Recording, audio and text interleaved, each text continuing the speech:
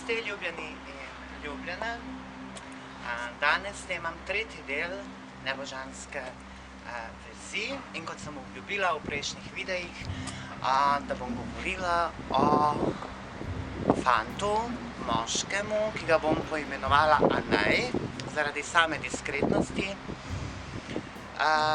Namreč ta fant je bil zelo talentiran 19-letnik, talentiran v športu, prvoligaš v Sloveniji, v nekem določenem športu, ki ga tudi ne bom omenjala.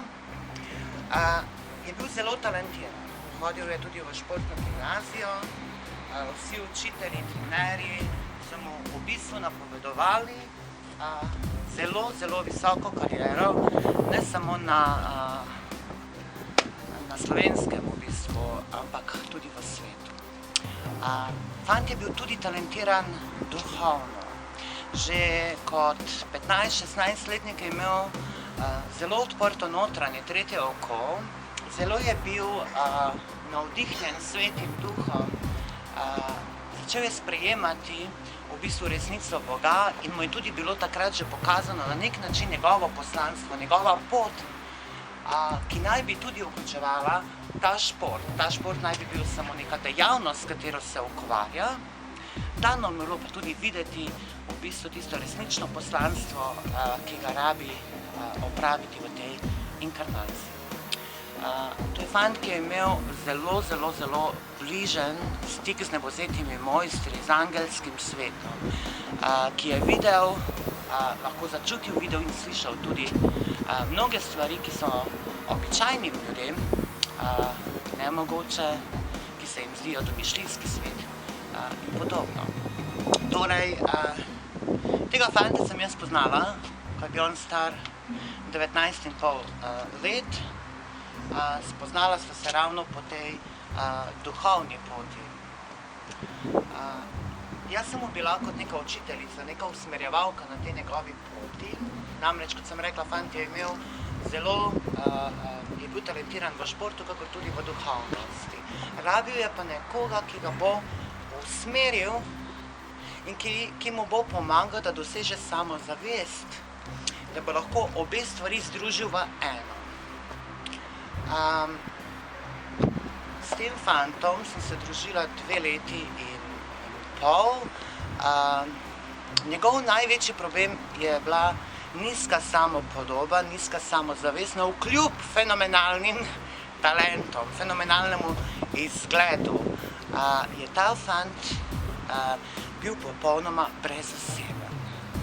Ker je bil zelo odprt duhovnemu svetu, je bil tudi tako odprt zelo astralnemu svetu, torej ravni, kjer so vsa nebožanska čustva, nebožanski občutki celotnega človeštva, torej bil je dovzeten tudi za energije, ki se kanalizira skozi vsakega posameznika iz astralnega sveta, samo vprašanje je, koliko kdo to čuti. Največji problem tega talentiranega fanta, moškega, so bile vezi z njegovimi starši. Naprimer, te vezi so se najbolj kazale v tem, s kom se bo ta fant družil. Koga bo ta fant pravzaprav ljubil. Recimo, najbolj bizarna stvar je, recimo, da so starši vplivali že na to in se posmehovali lastnemu otroku, ga zaničevali, ker je postal vegetarijanec. Neprestano so mu to metali pod nos. In ne samo v tem smislu, da bi ga kao opozarjali, da je to slabo, ono tudi poniževali.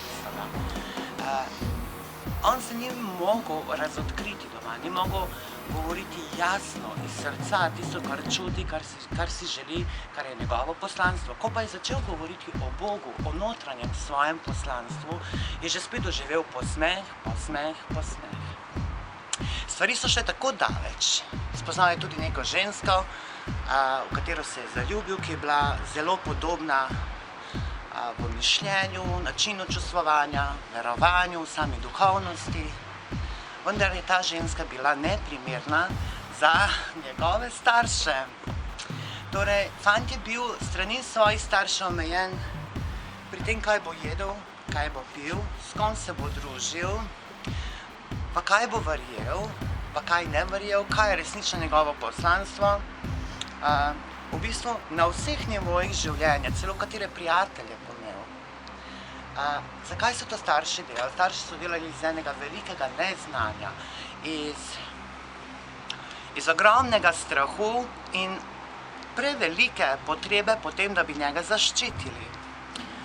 Ker ta fant je imel recimo tam nekje do 10. leta, 8. nisem čisto prepričana, zelo velike težave z mehurjem, trebuhom, ledvicami in je dostikrat bil hospitaliziran.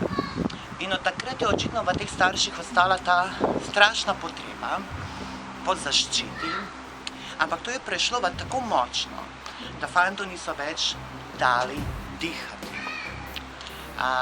Predvsem, ko je fant začel izpovedovati ta videnja, slišanja iz duhovnega sveta, ko je začel govoriti v bistvu, kdo je on v resnici in kaj v resnici on rabi početi, so začeli starši na njega zelo močno pritiskati.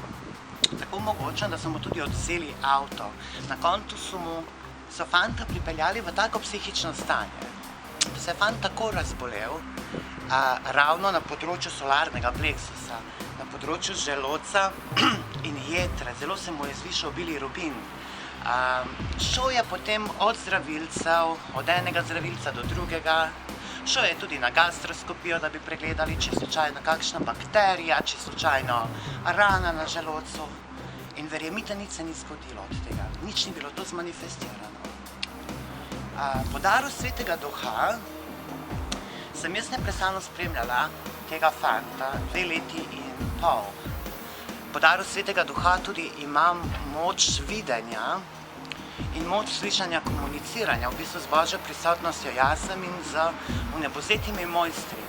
In ta fant je bil tako mogočno, tako močno, neprestano usmerjan od strani Sai Babe, od ljubljenega Maitreje, Jezusa, od samega Svetega Duha in Božje prisotnosti jasem.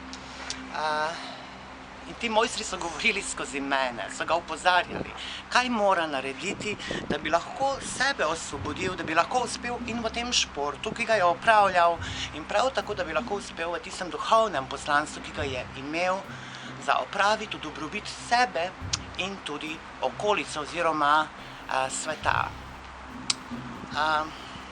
Vse te prerogbe oziroma napovedi so se uresničile v negativni smeri.